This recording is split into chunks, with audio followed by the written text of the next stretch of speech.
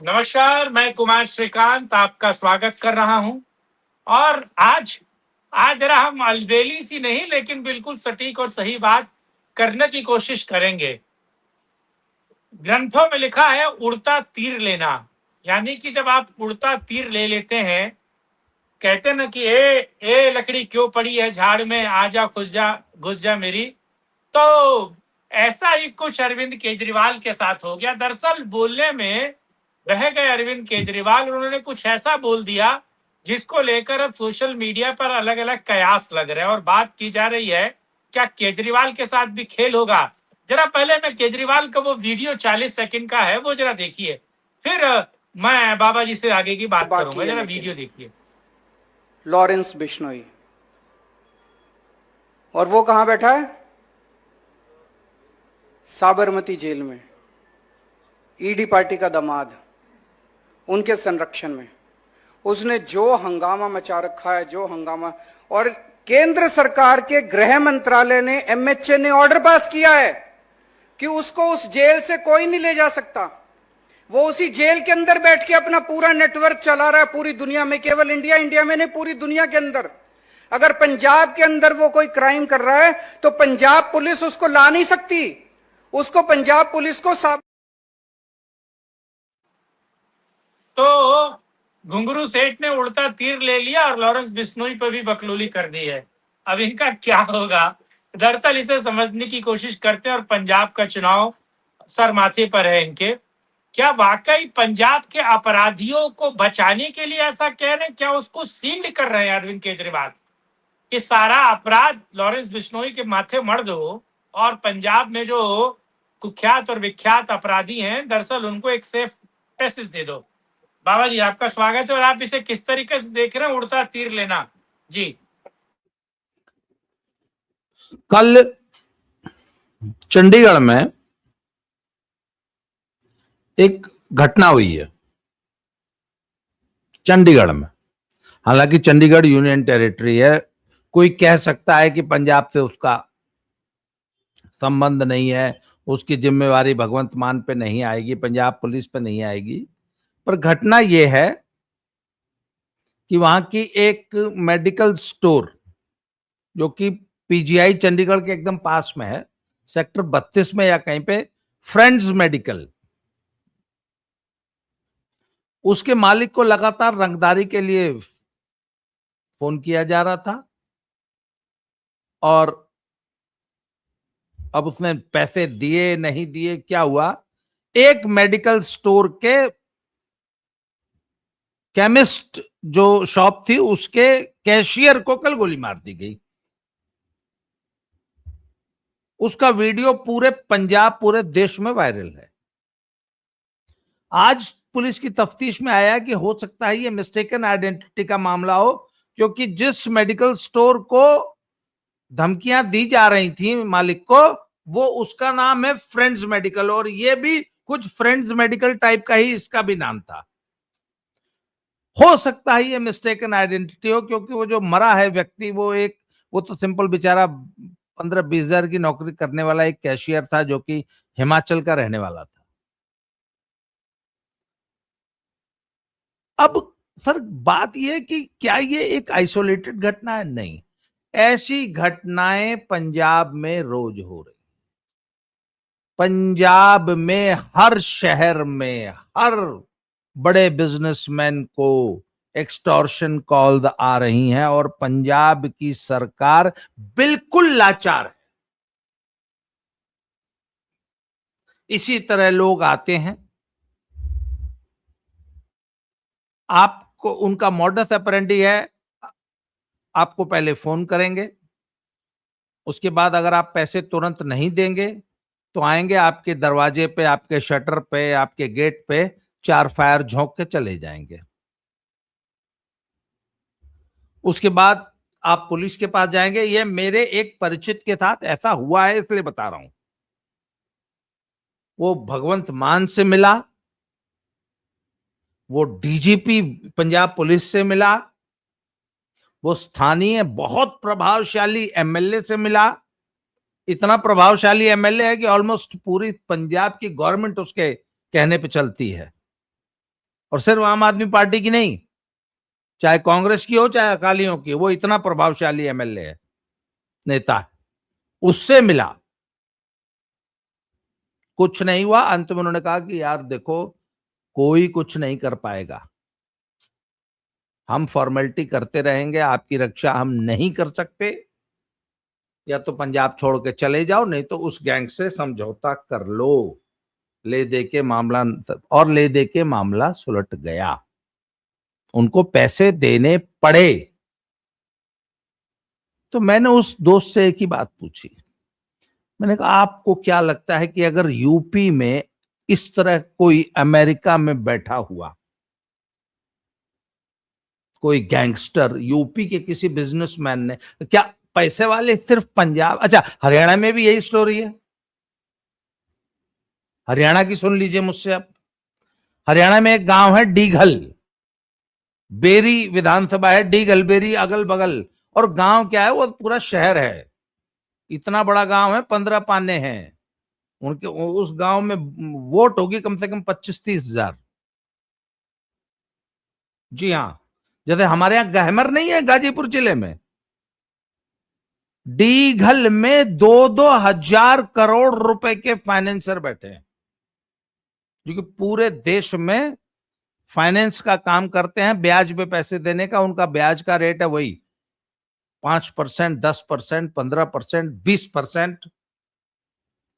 तो इन फाइनेंसरों से वसूली होती है, और अमेरिका और इंग्लैंड में बैठे हुए, कनाडा में बैठे हुए माफिया गैंगस्टर उनसे वसूली करते हैं। पिछले दिनों एक फाइनेंसर की एक बारात में गया था, सरेआम गोली मार दी गई। परसों की बात है, परसों नरसों की, हांसी हिसार के पास एक छोटा सा कस्बा है, रोहतक से जब हिसार जाते हैं तो रास्ते में हांसी पड़ता है। हांसी में एक जिम ओनर को गोली मार दी, हालांकि वो जिम ओनर भी कोई शरीफ आदमी नहीं था, उस पर भी हत्या और उसके हत्या के प्रयास के कई मुकदमे चल रहे थे। उसकी भी वीडियो खूब चल रही है पिछले 2 दिनों से। अच्छा, सबसे मजेदार बात है, चंडीगढ़ के केमिस्ट को गोली मारी और हांसी के जिम ओनर को गोली मारी, दोनों की बाकायदा जिम्मेवारी ली गई, वीडियो बना के कि हमने मारी है, ऐसे ही मारेंगे, जो हमारी बात नहीं मानेगा उसको ऐसे ही मारेंगे, बहुत समझाया था नहीं माने, और मैं फलाने फलाने फलाने इसके जिम्मेवार हैं, हमने मारी है। जब जो चंडीगढ़ वाला केस हुआ उसमें उन्होंने बोला है कि ये क्या नाम, लॉरेंस बिश्नोई गैंग को जो भी पैसा देगा उसको हम मारेंगे, वो बम्बिया गैंग है। पुलिस कह रही है कि ये बम्बिया गैंग का काम है कि लॉरेंस बिश्नोई गैंग का काम है, अभी जांच का है। ऐसे पंजाब में 5-10 गैंग्स चल रहे हैं, हरियाणा में भी 5-10 गैंग्स चल रहे हैं। तो मैंने, वो हरियाणा वाली भी जब घटना हुई तो मैंने कहा एक बात बताओ, सिर्फ हरियाणा और पंजाब में ही पैसे वाले हैं, यूपी में तो कोई करोड़पति होगा नहीं, यूपी से काहे नहीं कोई वसूल लेता। अमेरिका में बैठ के फोन तो कर दोगे, पर शटर पे गोली चलाने या पैसा वसूलने तो कोई माइका लाल आएगा ना सड़क पे। बाबा पिछली 7 पुश्त और अगली 7 पुश्त नानी याद दिला देगा ऐसी वसूली करने वाला। पर ये विल पावर ना भगवंत मान में है और ना नायब सिंह सैनी में है, हालांकि नायब सिंह सैनी भाजपा के मुख्यमंत्री हैं। क्यों? आज हरियाणा का जो माफिया गैंग कल्चर है वो यूपी तो बहुत पीछे छूट चुका है, यूपी और बिहार। आज हरियाणा के जो माफिया गैंगस्टर्स हैं वो यूपी बिहार वालों के बाप हो चुके हैं, पर नायब सिंह सैनी में इतनी कुवत ही नहीं है कि वो इनको कंट्रोल कर सके। इसके लिए होती है सर राजनीतिक विल पावर। तो ये आपके केजरीवाल ने जो बयान दिया है ना, केजरीवाल खुद दुनिया का सबसे बड़ा नकारा निकम्मा, और इसने एक शराबी कठपुतली बैठा रखी है, वो दुनिया की सबसे नकारा निकम्मा मुख्यमंत्री है। अब इनको ठीकरा तो किसी के सिर पे फोड़ना है ना। अब सबसे आसान केजरीवाल, लॉरेंस बिश्नोई गैंग है। कुछ भी कहो, हम क्या करें जी, लॉरेंस बिश्नोई गैंग ने के कर दिया। अरे साले वो तो जेल में बैठा है, उसने करवा दिया, मान लो, हम मान लेते हैं। करने वाले तो तुम्हारे पंजाब के हैं, उनको क्यों नहीं पकड़ते हो? उनके मारो ना गोली पिछवाड़े में। जो आया था उस व्यापारी के शटर पे गोली मारने, उसको कौन पकड़ेगा? वो नहीं है साबरमती जेल में बंद, वो तो तुम्हारे पंजाब में ही घूम रहा है ना। क्यों? हर महीने कोई ना कोई बड़ा सेंसेशनल मर्डर होता है, किसी कबड्डी प्लेयर का, किसी कबड्डी प्रमोटर का, किसी बड़े बिजनेसमैन का, किसी गैंग वॉर में आपस में। ये वीडियो बनाता है, फिर हम क्या करें, अमित शाह जी ने उसको साबरमती जेल में छुपा रखा है, हम क्या कर सकते हैं। बेटा तुम कुछ मत करो, जनता कर देगी 2027 में। जी। तो इसका इलाज तो आपने कहा कि बीजेपी सरकार, तो बीजेपी सरकार तो हरियाणा में भी है। अगर पंजाब में बीजेपी सरकार बन जाएगी तो कौन सा गुइया की खेती कर लेंगे भाई? बीजेपी शासित सरकार तो हरियाणा में है, और अगर पंजाब में भी बीजेपी सरकार बन जाएगी और ऐसी ढुरमुर रवैये वाली बीजेपी सरकार बनेगी तो वहां पर अपराध को कैसे काबू किया जाएगा? क्योंकि ड्रग्स की बड़ी दिक्कत है वहां, बड़ा ड्रग्स को लेकर एक बड़ा साम्राज्य वहां चल रहा है, और अवैध असलहों का, गैंग वॉर का बहुत बड़ा, सिद्धू मूसेवाला का केस आपको याद है, आप जानते हो उसे, मुझसे बेहतर समझते हैं। तो बीजेपी सरकार सॉल्यूशन नहीं है ना। अगर बीजेपी सरकार भी बन जाए तो फिर सॉल्यूशन क्या है? देखिए, सरकार की विल पावर, जो मुख्यमंत्री होता है उसकी एक विल पावर होती है, वही काम करती है। इसी यूपी में, इसी यूपी पुलिस का मुखिया जब अखिलेश यादव नाम का एक नल्ला नकारा चीफ मिनिस्टर था, तो यही अपराधी नंगा नाच करते थे यूपी में। योगी आदित्यनाथ आ गए, एक दिन में सब ठीक कर दिए, एक दिन में, 1 घंटा लगता। अच्छा, शुभेंदु अधिकारी कैसे ठीक कर ले रहा है? वहां तो 50 साल की एनआरकी थी ना, 34 साल सीपीएम, 15 साल टीएमसी, 54 साल नहीं, लगभग 50 साल मान लीजिए। शुभेंदु अधिकारी ने एक दिन में ठीक कर दिया। अब कोई क्यों नहीं गुंडागर्दी कर लेता? आज मैंने देखा, आज एक वीडियो चल रहा था जिसमें टीएमसी के गुंडों ने, टीएमसी के नेताओं ने जितने सार्वजनिक तालाब, सरकारी तालाब, गांव समाज के तालाबों पे कब्जा कर रखा था, सबको जेसीबी से दोबारा खुदवा रहा है। सारे अवैध निर्माण हटा के बोला तालाब को वापस रिस्टोर करो, वहां मुझे बाकायदे 1 इंच भूमि पर भी किसी का तालाब का अतिक्रमण नहीं होना चाहिए। शुभेंदु अधिकारी कैसे कर ले रहा है? उसका भी तो बहुत लंबा बॉर्डर है बांग्लादेश के साथ, पोरस बॉर्डर है, जहां आज तक ममता बनर्जी ने फेंसिंग नहीं लगने दी। उसने आते ही सारी डिसीजन ताबड़तोड़ 15 दिन के अंदर ले डाले कि नहीं ले डाले? तो सर, सरकार में जो मुख्यमंत्री होता है ना, उसकी उसकी विल पावर होनी चाहिए। नायब सिंह सैनी खुद एक कठपुतली प्रधान सीएम है, वो खुद कहते हैं। हरियाणा में बाकायदा एक ये बात कही जाती है कि नायब सिंह सैनी के पास तो इतना भी संवर नहीं है कि वो एक चपरासी का भी ट्रांसफर नहीं कर सकता आदमी अपनी मर्जी से। तो ऐसा कठपुतली सीएम बैठा रखा है। नहीं नहीं नहीं नहीं, तो क्या कौन चला रहा है नायब सिंह सैनी की सरकार को? वो बोला जाता है कि खट्टर काका चलाते हैं दिल्ली में बैठ के, ऐसा कहा जाता है। अब उसमें कितनी अच्छा, सच्चाई है मैं नहीं जानता हूं।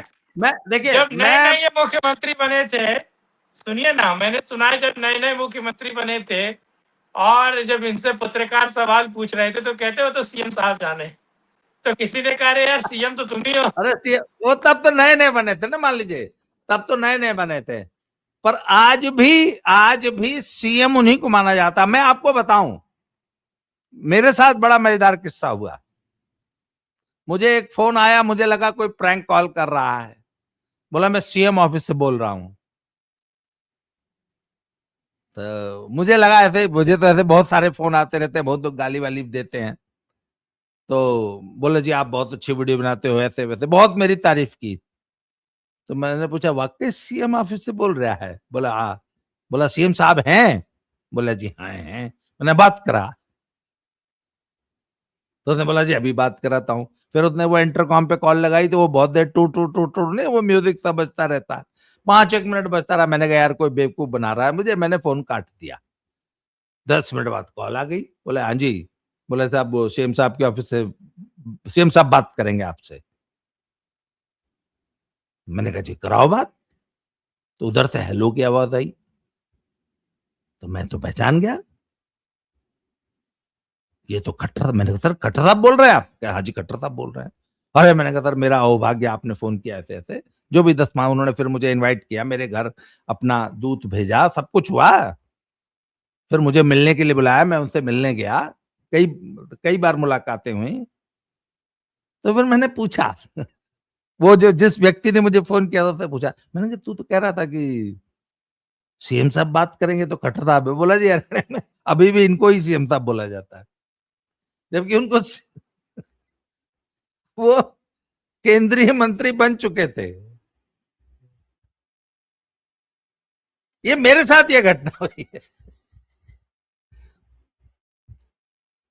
तो खैर चलिए हम वापस आ जाते हैं पंजाब पे और केजरीवाल पे। अब पंजाब में इस वक्त वो बुरा हाल है कि जैसे कहते हैं ना एकदम लावारिस स्टेट। इन्होंने युद्ध नशिया विरुद्ध चलाया, कहीं 1 रुपए 1% की भी का भी कोई सुधार नहीं है, एक रत्ती भर का भी कोई सुधार नहीं। ये तो हाल है। लॉ एंड ऑर्डर की स्थिति आपको मैंने बता ही दी। तनख्वाह देने के लिए पैसे नहीं है, विकास कार्य नाम की कोई चीज नहीं है। सड़कों की हालत अगर आप देख लेंगे तो बिहार की याद आ जाएगी। लॉ एंड ऑर्डर में तो खैर बिहार का बाप बन ही चुका है। सरकारी लूट का कोई अंत ही नहीं है। श्रीकांत जी की जो है रह रह के जो है कनेक्शन कट जाता है। हाई तिसरका वाला बंद कर दीजिए। हाँ, तो कहने का मतलब है सर भगवान भरोसे स्टेट चल रहा है, और केजरीवाल ऐसी वीडियो बना के अपने निकम्मे नकारा कठपुतली शराबी मुख्यमंत्री को डिफेंड कर रहा है। चुनाव सिर पे है, यहां चर्चा ये चल रही हो सकता है नवंबर में ही चुनाव हो जाए, और आम आदमी पार्टी का चुनाव हारना तय है। 100% चुनाव हारेगी। तो कुमार श्रीकांत जी का बार बार कनेक्शन गड़बड़ हो रहा है। तो कुमार जी आप मेरी बात को सुन पा रहे हैं क्या? तो नहीं सुन पा रहे हैं तो साहब ये हालत है पंजाब की। केजरीवाल सिर्फ प्रलाप कर रहा है। केजरीवाल और केजरीवाल की पार्टी के बस का पंजाब में कुछ है नहीं। जनता इनको जूतों से दौड़ा दौड़ा के पीटेगी और इस चुनाव में इनको बाहर का रास्ता दिखा देगी। ये बात इस बात को समझ चुके हैं। आम आदमी पार्टी में भगदड़ की स्थिति है। आम आदमी पार्टी के ज्यादातर एमएलए का टिकट कटने वाला है, वो इस बात को समझ चुके हैं। जितने वो राज्यसभा वाले थे वो तो सब भाग ही गए। एमएलए भी कभी भी भाग सकते हैं, क्योंकि इनको पता है कि इस पार्टी से एक तो टिकट नहीं मिलेगा, टिकट मिलेगा तो हार जाएंगे। इसलिए वो सब सुरक्षित ठिकाने ढूंढ रहे हैं। कोई बीजेपी में जा रहा है, कोई कांग्रेस में जा रहा है।